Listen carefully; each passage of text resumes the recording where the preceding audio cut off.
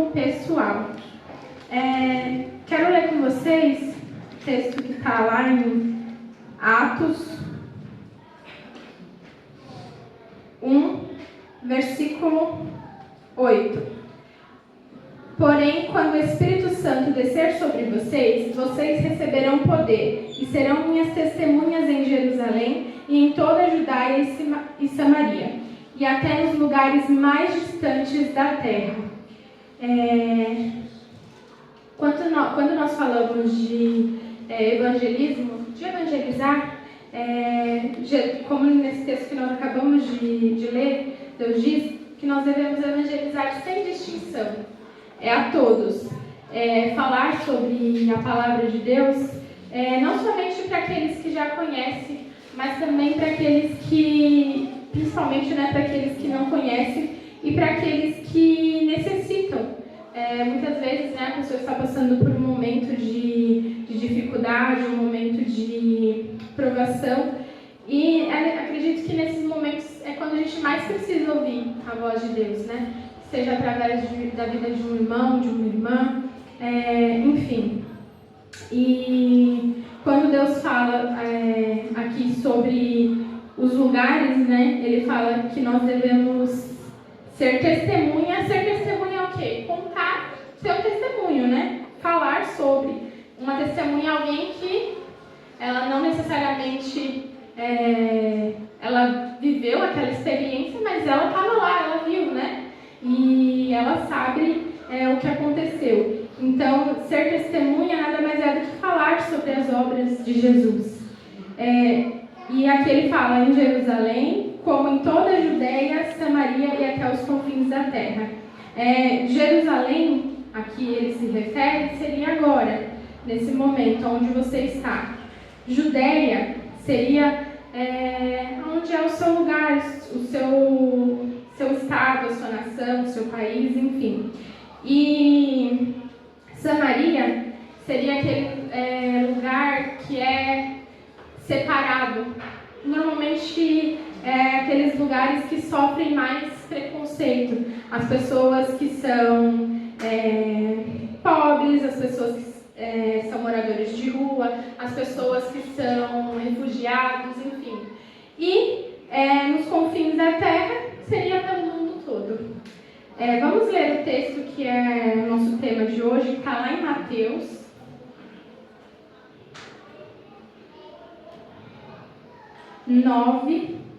Do versículo 9 ao 13. Eu vou ler aqui na versão da minha Bíblia, que é a mensagem, mas não muda muito, tá? A tradução.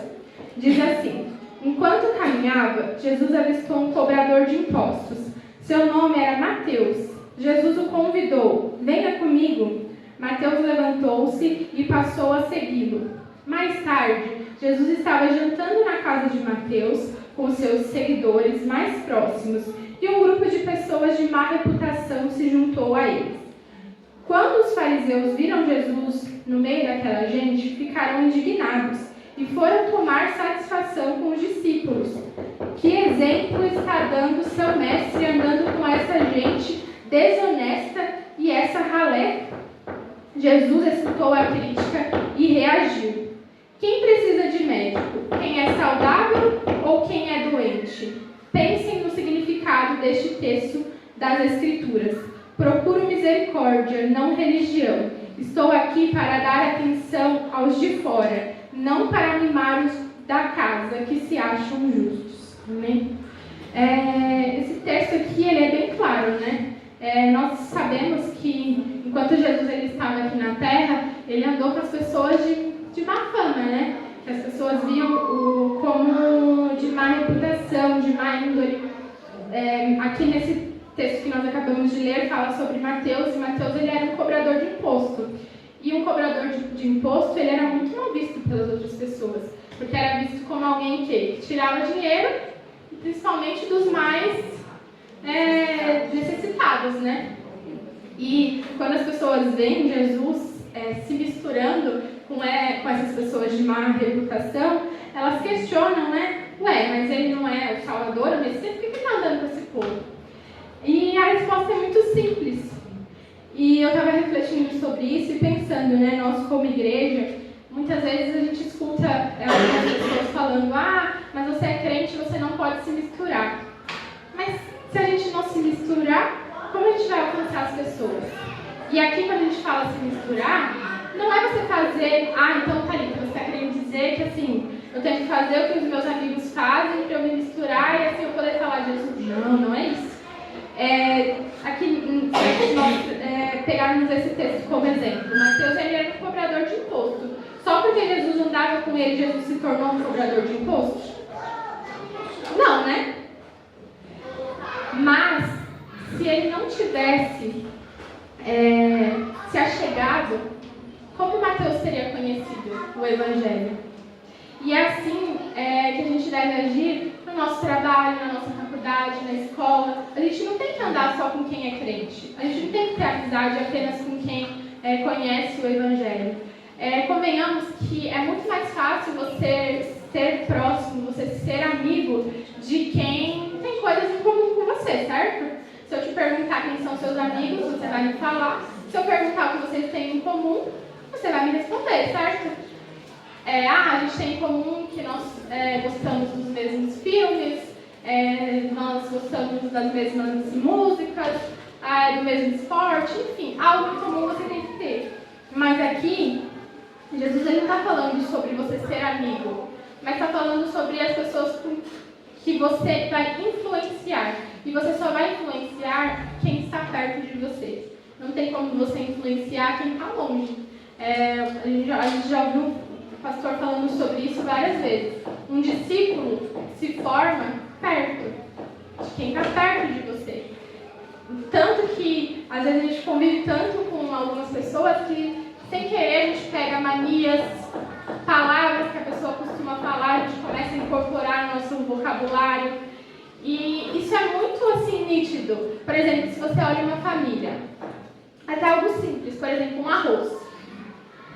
Se você perguntar para a Amanda como ela faz arroz, provavelmente ela faz do mesmo jeito que a Tina faz. Provavelmente do mesmo jeito que a Ju faz. Provavelmente, deveria. Por quê? Porque são da mesma família. Aprenderam do mesmo jeito, certo? Então, nós temos semelhanças com as pessoas que estão perto de nós. E são essas coisas no dia a dia que a gente vai conseguir mostrar Jesus para as pessoas. Porque é muito mais fácil você convencer quem está perto de você. Aqui, no texto que eu recebi de referência, fala sobre 2 tipos de evangelismo. Que é o evangelismo impessoal, que é aquele evangelismo que é feito para várias pessoas. E o evangelismo pessoal, que é o evangelismo que é feito ali individualmente. O evangelismo impessoal é aquele que nós fazemos, a gente faz um culto de evangelismo e aí o pastor prega para todos aqueles que estão aqui. É quando nós fazemos, um vídeo para a internet e pode ser uma forma de evangelizar. Agora, já o evangelismo pessoal é aquele evangelismo que nós fazemos assim, individualmente, de quem está perto da gente, seja um familiar, ou um amigo, um conhecido, enfim. E aqui o texto fala que na igreja de Atos, que é o exemplo que ele cita aqui, da igreja primitiva, tiveram 2 exemplos só de evangelismo impessoal, mas o maior evangelismo que teve foi o evangelismo pessoal, que acontecia da seguinte forma: as pessoas elas ouviam falar de Deus e elas iam passando para o próximo. Porque imagina, nós temos aqui o nosso pastor, certo? Mas o pastor ele não frequenta os mesmos lugares que você frequenta. Então, é muito mais fácil você ouvir aqui a mensagem e levar para os lugares onde você frequenta do que a mensagem do pastor chegar até essas pessoas, porque ele não conhece. Então, naquela época, isso acontecia de uma maneira muito mais forte. As pessoas, elas conheciam Jesus e imediatamente elas já saíam para falar aquela mensagem. Eu conheci, eu ouvi falar, eu tive um encontro, enfim. E você precisa conhecer. E hoje a gente vê que isso isso tem se tornado cada vez mais raro. A gente gosta de jogar a responsabilidade sempre em cima do outro. Ah, não, mas quem tem a obrigação de evangelizar é o pastor. Ah, mas quem tem a obrigação de evangelizar é o obreiro, é o evangelista. Enfim, mas Deus, Ele nos deixou essa responsabilidade para todos nós. Não é algo que está ligado a um cargo, muito pelo contrário. Só que, na maioria das vezes, nós ficamos acomodados. E é fácil você ficar em um lugarzinho onde você está, quando você tem garantia da sua salvação, certo? Mas isso, de certa forma, é algo egoísta. Porque você pensa assim, eu já estou salvo, eu já conheço, já me batizei, e o resto, imagine se a pessoa que alcançou a sua vida tivesse pensado da mesma forma. Mas eu não tenho obrigação de evangelizar. Mas não é responsabilidade minha evangelizar. Talvez hoje você não estivesse aqui. Então, que nós tenhamos esse desejo de, da mesma forma que um dia a mensagem chegou até mim, que eu possa ter esse mesmo desejo de levar a mensagem a outras pessoas. E, com base nisso, ser cada vez mais um exemplo. E quando a gente fala de ser um exemplo, a gente não está falando de ser perfeito, porque nós nunca vamos alcançar a perfeição. Mas através do seu testemunho, da sua forma de agir, da sua forma de se comportar, você já chama a atenção. As pessoas, você não precisa dizer que você é cristão para as pessoas saberem. E a gente vê isso em algum momento, certo? Tem pessoas que, muito pelo contrário, né? Quando você descobre que é crente, você fica horrorizado, né? Como assim? Como assim fulano é crente? Porque a pessoa age de uma forma tão anticristã, digamos assim, que você nem imagina. Já tem pessoas que você olha de longe e você vê algo diferente naquela pessoa. É uma pessoa que é comprometida, é uma pessoa que ela tem cuidado com as palavras que ela usa, com a maneira de se vestir, de se comportar, enfim. E isso também é uma forma de evangelizar. Você ser, porque nós somos, né? Uma carta que Deus deixa para atingir, para alcançar a vida de outras pessoas. E o evangelismo, ele acontece em todos os lugares. É na sua casa, é no seu trabalho, seja através de uma célula que você se oferece para fazer na sua casa, enfim. E aqui ele fala no livro de Atos que todos os dias pessoas, né, se achegavam. E é algo que a gente fica pensando, né? Porque às vezes a gente pode pensar assim, nossa, sei lá, normalmente quando tem um batismo a gente pensa mais nessas coisas, né? Vai ter um batismo, nossa, não tem ninguém para levar, ninguém vai se batizar. E aí a gente pode nesse momento pensar, né, que alguém não está fazendo o seu trabalho. Só que esse é um erro nosso. Só que é muito fácil você jogar a culpa em cima da outra pessoa, mas é uma falha nossa. E que isso venha nos incomodar, no sentido de a gente olhar e falar assim, nossa, vai ter batismo agora, nossa, não tem uma alma para se batizar, Senhor, me ajuda. Não apenas por um número, mas por a gente poder se alegrar, porque é tão gostoso quando a gente vê alguém aceitando Jesus, quando a gente vê que alguém conheceu o amor mais puro e verdadeiro, porque não tem amor que se compare ao de Deus por nós. Só que, para que isso aconteça, é necessário um trabalho em conjunto, não é uma obrigação só do nosso pastor. Imagina, que maravilhoso devia ser, né, viver nesse tempo, nessa igreja, em que todos os dias, você recebia alguém novo. E não é tipo um visitante, não, eram pessoas que realmente conheciam e queriam seguir a Jesus. E eu vejo que hoje, muitas vezes, o que nos impede de viver assim, essas coisas, é que, claro, a gente vê que com o avanço do tempo, da tecnologia, é muito bom. Mas por um lado também é ruim, porque naquela época as distrações eram menores, certo? Não tinha Instagram, você passava o dia inteiro lá olhando, não tinha Netflix. Então, assim, o que você tinha para fazer? Se reunir, né? As pessoas, comer, enfim. Só que hoje em dia nós temos muito seja mais fácil ou mais difícil servir a Deus.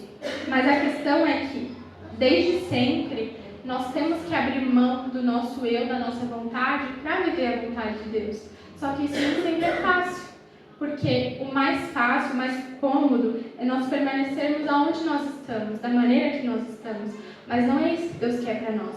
Ele nos recebe da maneira que nós estamos, mas Ele deseja que nós alcançamos um nível além, que nós possamos alcançar aquilo que Ele planejou, aquilo que Ele sonhou para nós. E muitas vezes, não é que os planos de Deus mudaram, as promessas de Deus mudaram, não. Muitas vezes as coisas elas demoram para acontecer na nossa vida por culpa nossa. A gente vê um exemplo claro disso do povo que estava no deserto. Por que eles demoraram? Quantos anos eles demoraram mesmo para chegar na terra? 40. E foi culpa de quem? Deles. Deus atrasou, não. As nossas escolhas, nós temos o nosso livre-arbítrio, certo? As nossas escolhas, elas impactam na nossa vida e influenciam no momento, no tempo, em como as coisas vão acontecer. Então a gente também tem que tomar cuidado com isso. Não é porque Deus prometeu, Ele vai cumprir. Sim, Deus prometeu, Ele cumpre, mas nós temos que fazer a nossa parte. Então, nesse sentido de evangelismo, é uma ação que é contínua. Não existe um momento, um tempo certo de evangelizar. O momento de evangelizar é hoje, é agora, é sempre. Eu acho que uns 3 anos que a gente tem ouvido,